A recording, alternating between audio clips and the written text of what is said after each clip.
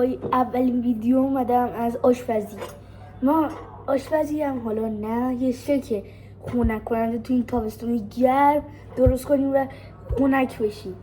خب مواد مورد لازم اول ما 2 تا اورو هست. حالا میتونم نذاریم، من میذارم تا صفر میشه.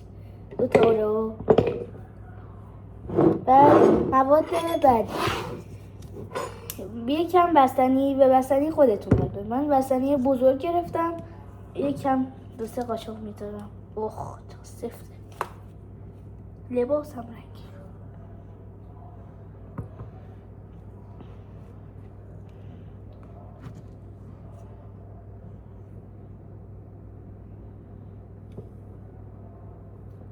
یه نصف بستنی کوچولویی انداختم چون خیلی زیاد میشه. خیلی کسی کاری شد.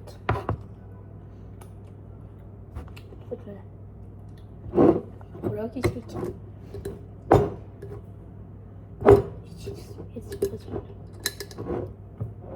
خب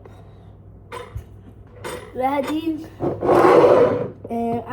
ارده چون خیلی کالری زیاده و خیلی مثلا حجم زیاده، یه دونه مثلا نصف قاشق که خوشمزه شه.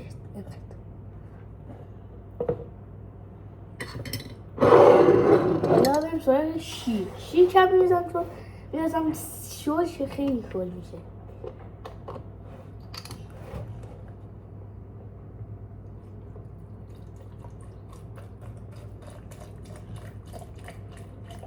میدونه ادا بستنیتون و اوروتون. پس شروع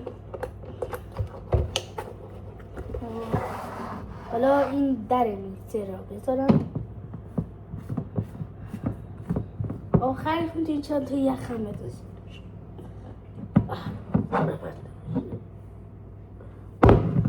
خب شکر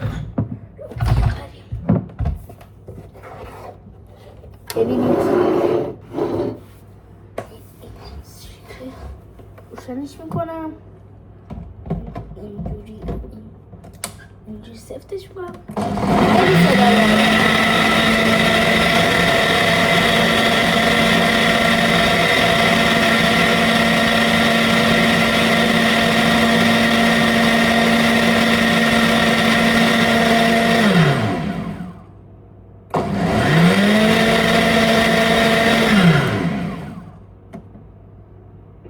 من میخوام بیشترش کنم که میشه کم.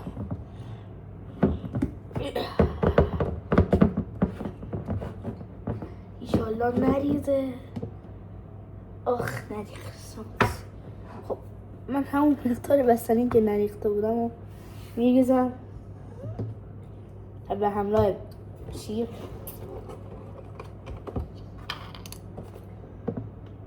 بریزم شیرمون تقریبا تموم شد. بسته شکل خونک.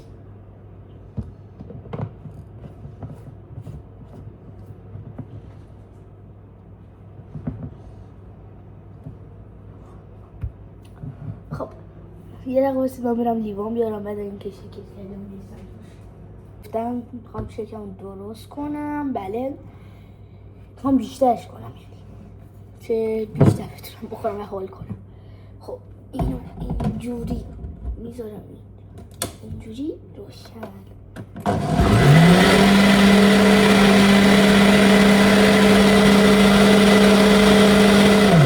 خونم بستش باشه.